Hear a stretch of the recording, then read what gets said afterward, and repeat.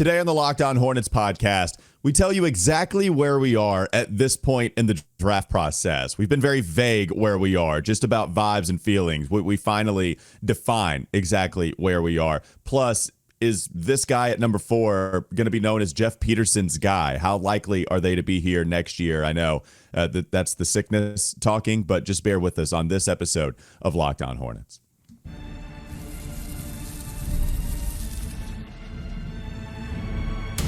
You are Locked On Hornets, your daily Charlotte Hornets podcast.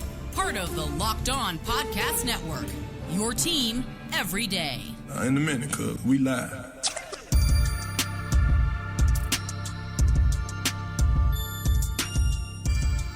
It's Locked On Hornets, part of the Locked On Podcast Network. It's your team every day. Thanks for making us your first listen. We're free, and we're available anywhere you get your podcast, and that includes YouTube. There's Doug Branson. You can find him on his Substack, everyhornetsboxscore.com. He also hosts Locked On NBA, and I'm Walker Mail. You can listen to me on WFNZ every weekday from 12 to 3 p.m. Real quickly, I want to tell you that this episode is brought to you by Prize Picks. We appreciate Prize Picks for helping us out every single day on the Locked On Podcast Network.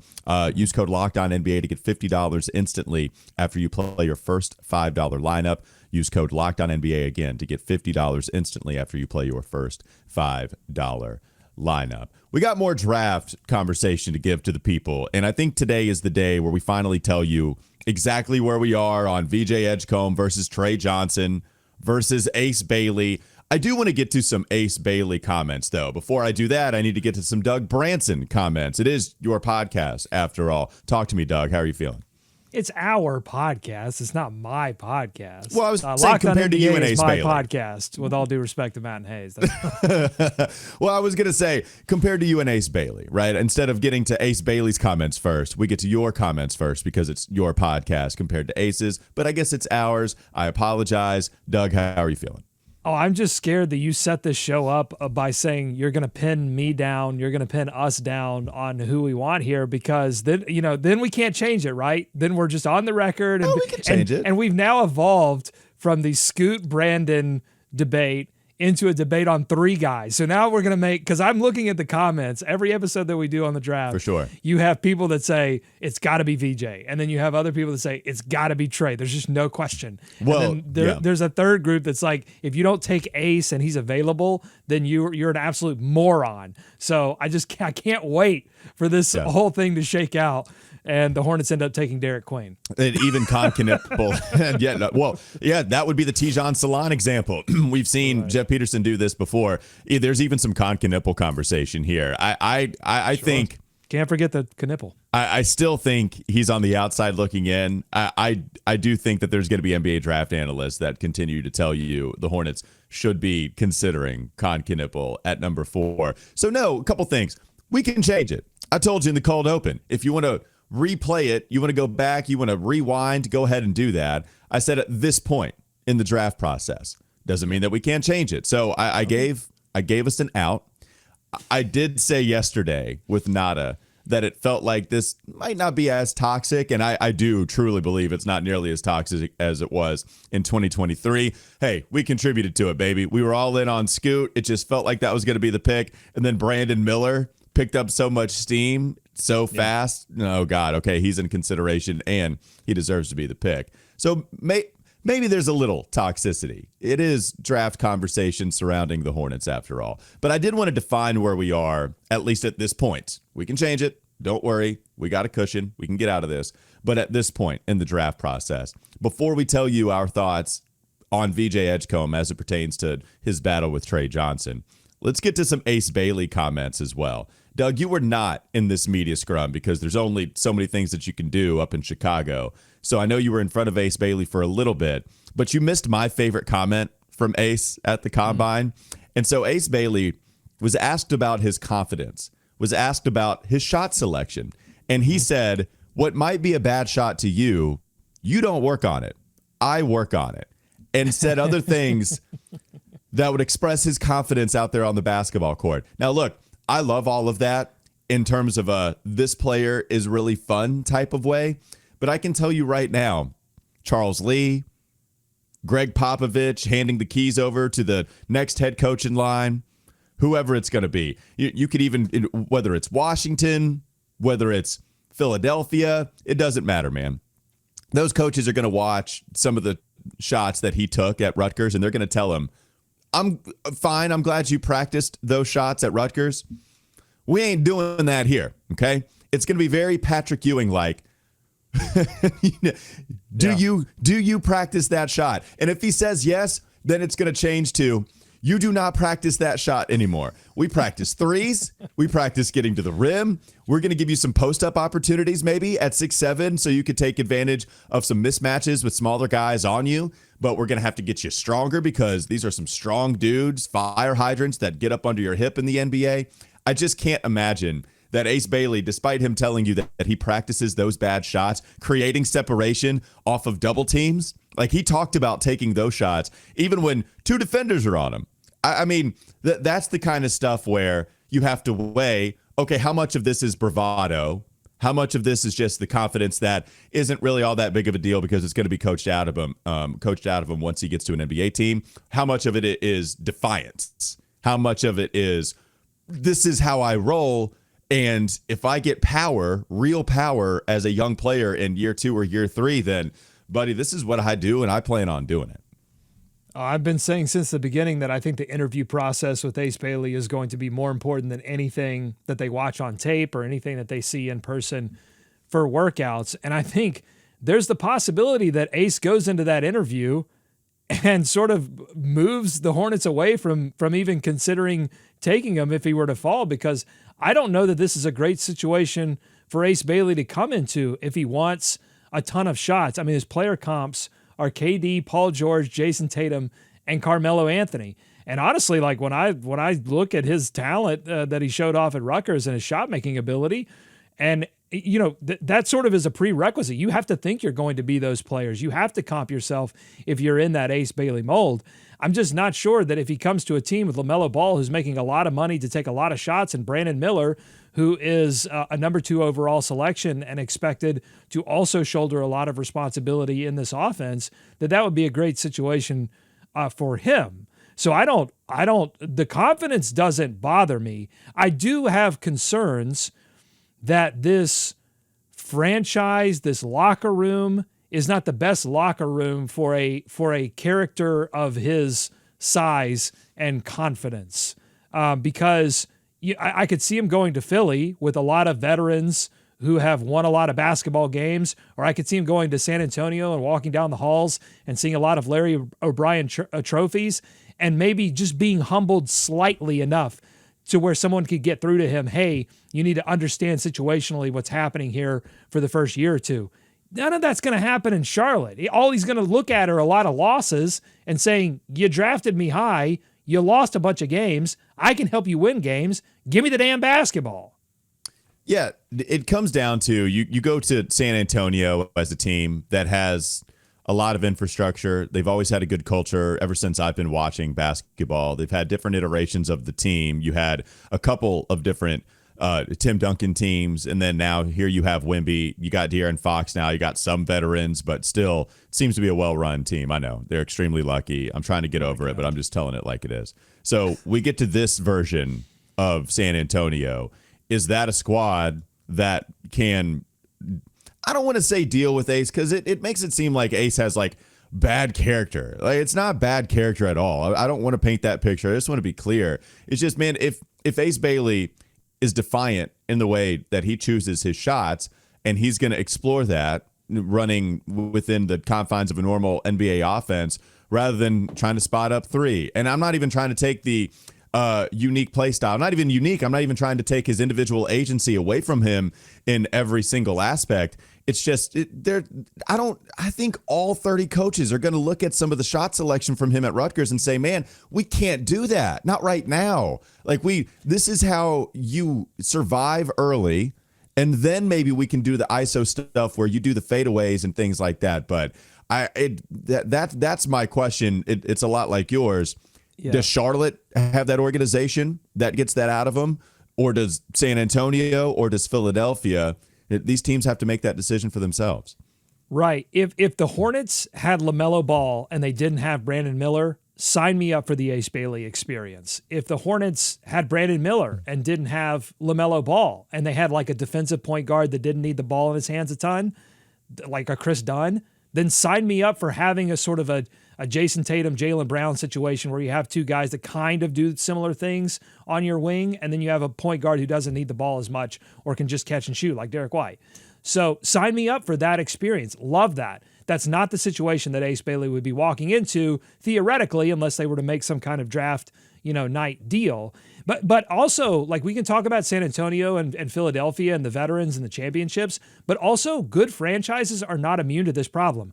May I present to you the Golden State Warriors, who have been operating on two timelines, one with Steph Curry and Draymond Green and now Jimmy Butler, and this other one with Jonathan Kuminga, who can't get on the floor for Steve Kerr, despite he takes a lot of wild shots, and he makes a lot of wild shots. He makes a lot of tough shots. But Jonathan Kuminga loves him some Jonathan Kuminga, to the point where Steve Kerr got mad at Jonathan Kuminga because he was ignoring Steph Curry. Steph Curry in the middle of a basketball game wouldn't pass it back to Steph Curry, who has 1,000 rings. These problems aren't immune, or these franchises that even have a bunch of championships aren't immune to these problems. You have to find the right guy for the right moment, and I'm just not sure that Ace Bailey, actually I am sure that Ace Bailey is not that guy for the Charlotte Hornets right now. Well, and last comment we can go to, or last example, you go to San Antonio, we can all remember the Stephon Castle, I'm a point guard stuff, and we had episodes about it. Do you just take the guy and say, okay, that's fine, this is what you think you are, this is what we drafted you to be, and this is how we're going to play you? And Stephon Castle ends up winning Rookie of the Year for the way that he played last year, being this defensive juggernaut at the point of attack, just being uber aggressive, getting downhill, making the right kind of play more often than not as a rookie, at least in that space. So with San Antonio, they just said, okay, you're not a point guard. We're not going to use you as this primary ball handler. We're going to use you in a different space. Does Charlotte consider Ace Bailey? Okay, fine. You practice that shot. Fine. You want to be the offensive hub where we give it to you in the out there on the elbow, out there on the perimeter, and we're running plays and designs for you. That's what you think it's going to be, and it's not. And you're just going to have to be okay with that. Like, that's where it can go either way on it. It's a tough. It's not impossible. There's a lot of talent here. I don't want to give up on the talent, but it's not nearly as clean as VJ Edgecombe. It's not nearly as clean as even Tre Johnson, who also likes himself some Tre Johnson shooting the basketball, right? There's a middle of the Venn diagram. I'm not saying they're the same, but there is some stuff where they meet in the middle of the Venn diagram, very much so, between Tre and Ace. And yet Tre seems like a guy that has the kind of confidence and plays the type of role that would fit better with this system than what Ace Bailey would. Yeah, I asked both of those players about the fit, and I'm just telling you, like, the answer from Tre Johnson was much more, I can help by Tre was like, I can help by being like off the ball, draw attention, open up things for LaMelo and Brandon, like recognizing that sort of dynamic. I don't know that same recognition was there for Ace Bailey. And again, in fairness to Ace Bailey, you got to find, if the Charlotte Hornets are not the right team for him, then they're not the right team. Ace Bailey can go and be successful with another franchise that doesn't already have two guys who are high draft picks that they've invested a lot in, and you've got to get the ball to them. It's going to be fast. Man, it's July 26th June 26th is the NBA draft. Like, I know everybody likes to say it'll be here before you know it. Yes, that's true. We also have a long way to go. Okay, it's a long way to go before we get to draft night. Coming up next on the Locked On Hornets podcast. Bees everywhere! We'll talk more about Jeff Peterson and if this next draft pick is going to be known as his guy. How much is his success tied to whoever he selects at number 4? We'll get to that in just a moment. Locked On Hornets.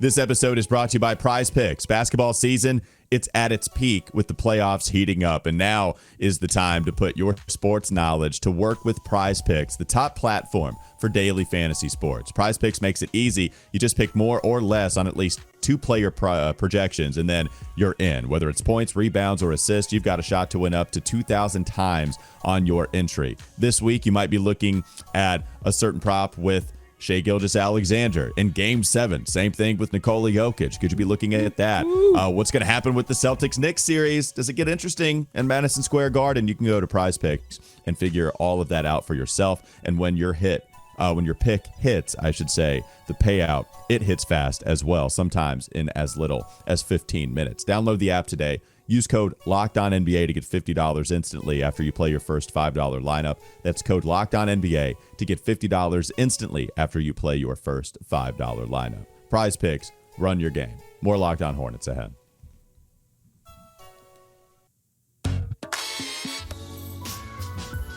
All right, so we're starting to paint a clearer picture where we are approaching the draft process. Ace Bailey, we're out on Ace Bailey right now. For him to be the Hornets' 4th overall pick, with the guys that are also going to be there, we're out on Ace Bailey right now.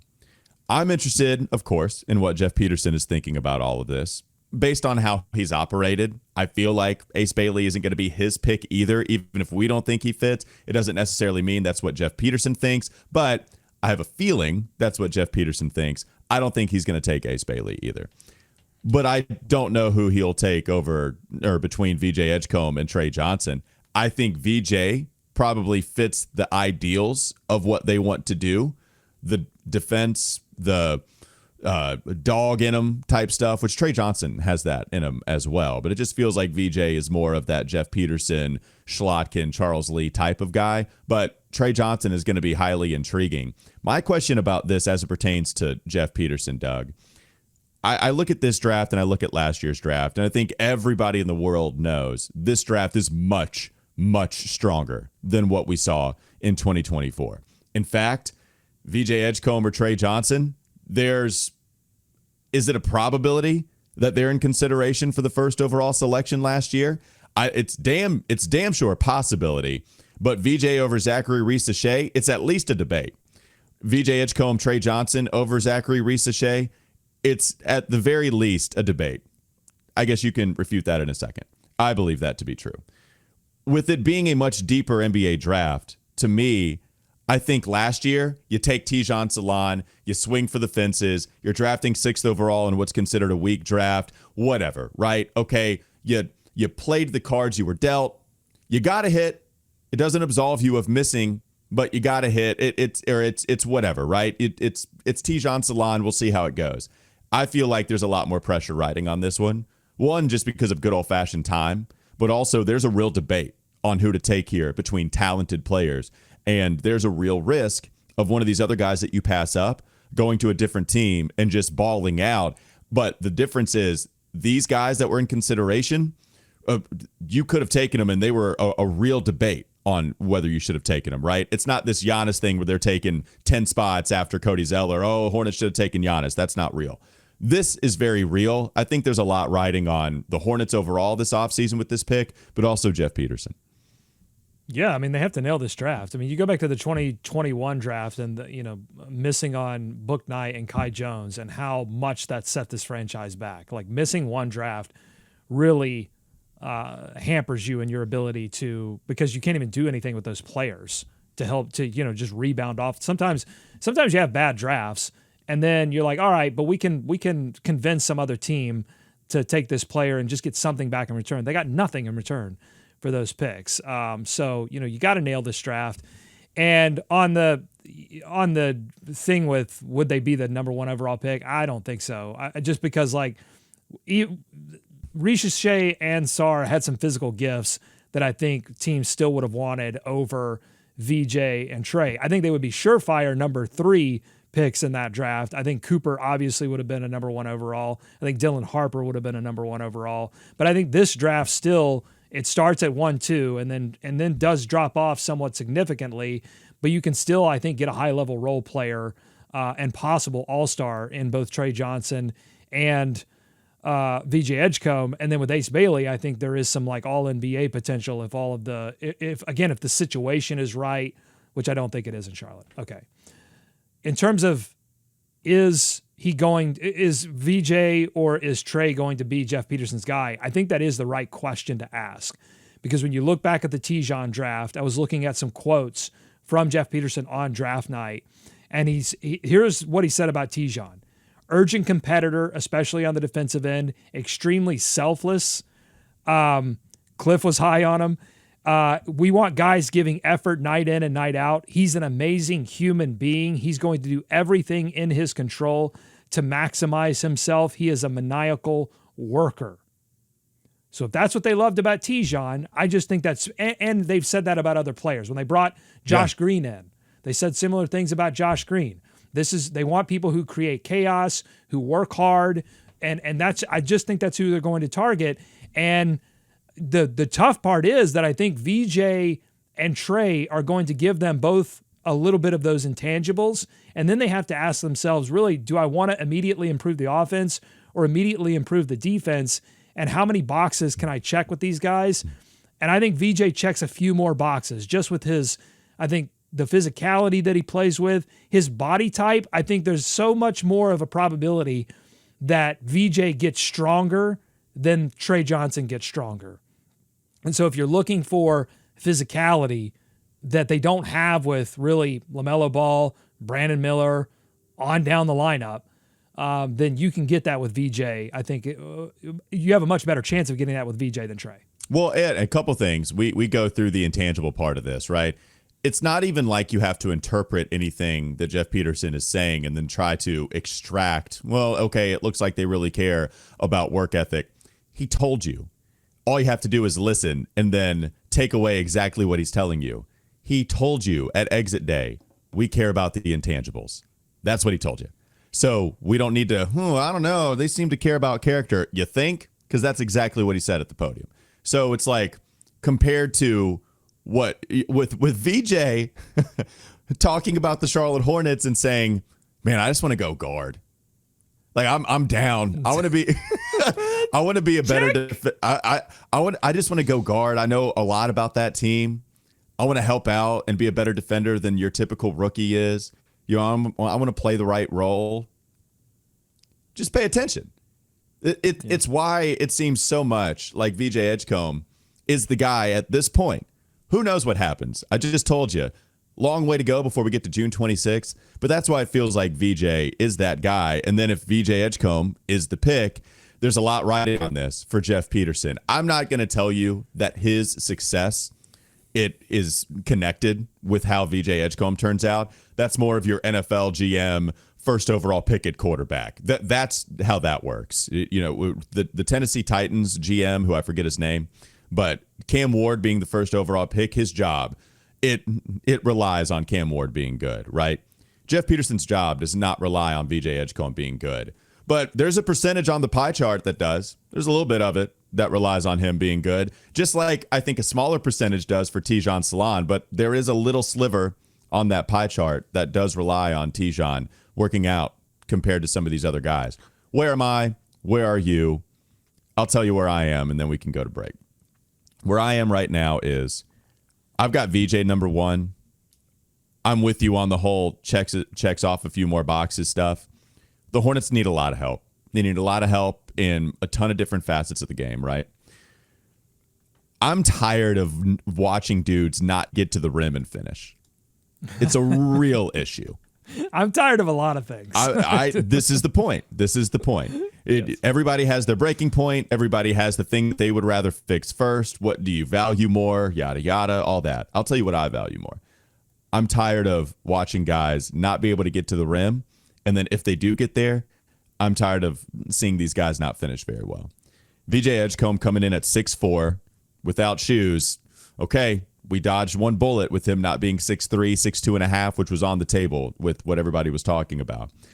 The dunks are stupid good. The athleticism is crazy. I just think he's flat out strong. Of course, every NBA player, every single rookie that ever steps foot in the green room needs to get stronger. I think VJ Edgecombe is just a flat out toter of a running back, protecting the basketball when he gets into the paint and just not getting knocked off his spot. I don't think contact bothers him at all. I think he's here for the smoke defensively too, where he'll just stonewall you and go chest to chest and move his feet. I think his ball handling is fine enough to be secondary, tertiary, and continue to work on it. You flip that over to Trey.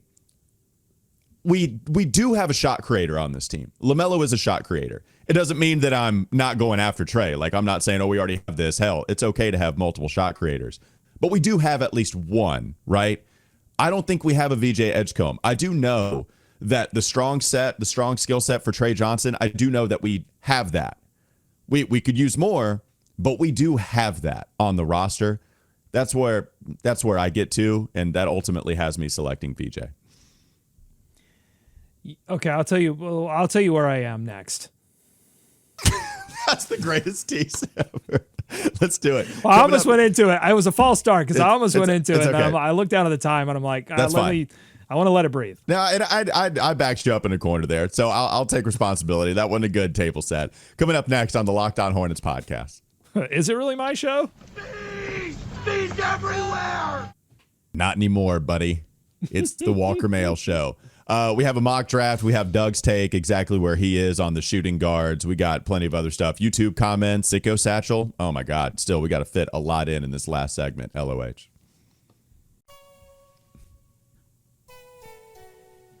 This episode is brought to you by Game Time. There's nothing like the NBA playoffs, the intensity, the buzzer beaters, the fans losing their minds. It's the kind of atmosphere you must experience live. And this year's matchups are already delivering. If you want in, Game Time makes it fast and easy to get seats, even for the biggest playoff games. Prices on the app actually drop closer to tip-off, and with killer last-minute deals, panoramic seat views, and no surprise fees, Game Time is a total game changer. And I do love that I can see my exact view before I buy with no surprises and that Game Time guarantee. You know exactly what you're getting. It's the best deal, and if you find a better price in the same row and section, they'll credit me 110% of the difference. That means they'll credit you 110% of the difference. Take the guesswork out of buying tickets with Game Time. Download the Game Time app, create an account, use code LOCKEDONNBA for $20 off your first purchase. Terms apply. Again, create an account, redeem code LOCKEDONNBA, Locked On NBA for $20 off. Download the Game Time app today.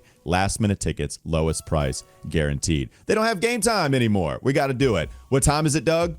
Game time? Game time? All right. We're going to have to fit that in there. It's going to have to be cleaner, but we can't abandon our Game Time lovers out there in the Locked On Hornets universe. More Locked On Hornets ahead. Now's the time, baby. Where are you on the great shooting guard debate between Tre Johnson and VJ Edgecombe? Right now, on my personal big board, I would still have Tre Johnson above VJ Edgecombe just because I think that Tre Johnson has a slightly better chance of becoming an all-star player, multi-time all-star player than VJ Edgecombe. And that's not a slight on VJ Edgecombe. I think his floor is probably higher than Tre Johnson, particularly if Tre Johnson does struggle to put weight on. Then I think that kind of puts him into a category of like six-man scorers that you're not going to be able to depend on a lot. But if he does fill out a little bit, then, I think he can be, somebody that can put up 30, 35, a Tyler Hero, somebody maybe that starts six-man, but is ultimately a starting level player in the NBA. So saying that, though, I think the better fit for the Hornets at this time is VJ Edgecombe because he does check a few more of those boxes. And, man, I would love to watch, even if you were just to tell me, Doug, VJ Edgecombe is never like this Russell Westbrook comparison. It's not going to happen. He's not a point guard. He's not going to be somebody that just like racks up triple doubles and all NBA and MVP. That's out of the question. But I'm going to guarantee you an Alex Caruso. Again, when you have LaMelo Ball on this team, if they're sold on LaMelo Ball and they're sold on Brandon Miller and that's where they want to move forward with the franchise for the next couple of years, then sign me up for an Alex Caruso. That sounds perfect to me. I got to be honest. At number 4, I'd probably take Tre Johnson if I was guaranteed Alex Caruso. I do love Alex Caruso. I love him, but I'd probably take the swing for the upside there. He has been a massive part of Oklahoma City. He has been. He's been very good. Again, if you're telling me Hornets pick 4 and LaMelo Ball doesn't exist and Brandon Miller doesn't exist, then I'm going Ace Bailey or I'm going Tre Johnson. I need a star. Yeah. So that's not the reality. The reality is you're going to at some point need some defense, and VJ gives you that. And if you're guaranteeing me Alex Caruso, that's awesome. I feel like Yeah, man. I feel like maybe VJ Edgecombe to me, if I'm looking at some player comps, is he a more explosive Derek White? Like I look at what Derek White did with San Antonio, maybe some more initiating He's got to learn. He's got to learn to shoot a lot better than he has. I mean, so far. But this is the point with Derek White coming in. I'm glad you brought that up because Derek White wasn't a great shooter coming in, right? Like the second, third, fourth year, he shot 34%, 36, 34, 31, 30, like. So maybe there's a more explosive because Derek White isn't as explosive as VJ, but I'm with you though. Like that kind of defensive, do a whole bunch of little stuff for you to help win you basketball games. Is he a much shorter, even as explosive as VJ is, not as explosive as Amen Thompson, where he just does all the defensive stuff? Amen Thompson is crazy. It's not the same right now, but you get the idea at that 2 spot. Yeah, Tre Johnson, his shot making though, like his shot fake, I think if I were to go with my favorite skill sets right now, my favorite things about these guys, Tre Johnson has a mean shot fake on the perimeter. He makes you look stupid where you're trying to recover. Oh, Tre Johnson's a shooter. I need to fly at him. And if you don't have a disciplined closeout, you're out of bounds. Bye. See ya. You're in the second row. They'll fly by you, and he'll just rip it. Defender flies by, and then he drills the shot because he's a great shooter. That kind of thing for Tre off ball, absolutely tantalizing. Yeah, other than Tre not getting to the rim and his dunk number was super low. Other than that, he's like a 2.5 level scorer. But man, he looks for tough shots. He looks for them. Well, and then gets his defender. Like him and Ace Bailey. Ace Bailey does too. To be fair, Ace Bailey looks for tough shots as well. Yeah. I totally. I just think that Tre would be more willing to start his career. He would being a certain thing and then develop into another thing. I think Ace, and this is not a criticism. This is just this is how it is. Ace knows exactly what he wants to be from moment one when he steps onto the floor his rookie season. He wants a certain role. I don't think the Hornets are prepared to give him that role unless, again, if on draft night we hear the announcement they've moved LaMelo Ball for some number of picks and something else, and then they take Ace Bailey, that wouldn't shock me. My favorite. Then the game has changed. Right. My favorite thing about VJ is he's really good with his left hand, and I love it when guys can finish with both hands in the paint. Like it reminds me, Shai Gilgeous-Alexander was excellent at that coming out of college. Miles Bridges is still awesome at that, finishing left and right. And I get those. I remember seeing that on tape coming out of college from those guys. VJ is the same, and I think that matters a ton when you're trying to finish at the rim. So you're strong. And now you could take advantage of whatever angle that you're given, whether it's on the right side of the basket or the left side. Like he's really good finishing with his left hand. So those are my 2 favorite, just little tiny skills that each of these shooting guards have. All right, you take us away, Doug. You want to go comment section, mock draft section? You have ownership of both. This really is yours. It's our podcast, but these are your babies. Where do you want to take us next? I know we're out of time, so sorry. It's not even the Sicko Satchel. I put Sicko Satchel in the graphic, but I was going to read some YouTube comments. That's like the Sicko vomit bucket because it is people. I'll read one just because some of them were really funny. Let me pull it up here. So this is from NOCEUR4441. If God was real, he wouldn't have cursed me with the sad, never-ending onslaught of disappointment that it is being a Hornets fan. Tony Davis 9472 says there's nothing 100% except death. So knowing the NBA is in partnership with betting, we can't just say rigging isn't happening or would never happen, especially when we have evidence of it happening in the past. Stephen Lewis, the real Steve, says this took me back to Adam Morrison, good college career, but an NBA bust. I'm not saying that Cooper Flagg would be a bust, but Charlotte needs to learn how to draft. I keep remembering how they traded away SGA for Miles Bridges. This has to be the second worst draft trade for the Hornets since Kobe Bryant, and yet no one mentions it. Stephen Lewis, I'm not arguing with that. I don't want anyone to mention it, but it is funny that they hammer the Hornets all the time for the Kobe thing. SGA is about to win an MVP and hopefully a Game 7 to move OKC into the finals or into the conference finals. But no one mentions the SGA Bridges deal, and I'm so glad. No, nobody ever mentions that, and I didn't lose my mind when that happened on draft. I mean, we mentioned it here. I'm just saying, on the national sphere. No, you're right. Actually, you are right about that. And it's probably really because they don't want to have the other uncomfortable conversation that then accompanies that. Dude, people do not want to have that combo. Let me tell you right now, there was some NFL draft stuff with Mike Green where it's just like, why did Mike Green, this crazy talented edge rusher, fall all the way to the second round? Well, go look at his history. But nobody has to talk about it because they didn't draft him until Baltimore did. By the way, I want to know how many Hornets fans out there have been turned to atheism or nihilism because of being a fan of this team. We just had one person at least affected so much where they just went full nihilism. And this team will give you again. some kind of ism. You will have, by the time, if you stick with this team for 4 or 5 seasons, you will develop communism, atheism, nihilism. Just assign me. I don't want the freedom to choose my next team. Just give me any other team.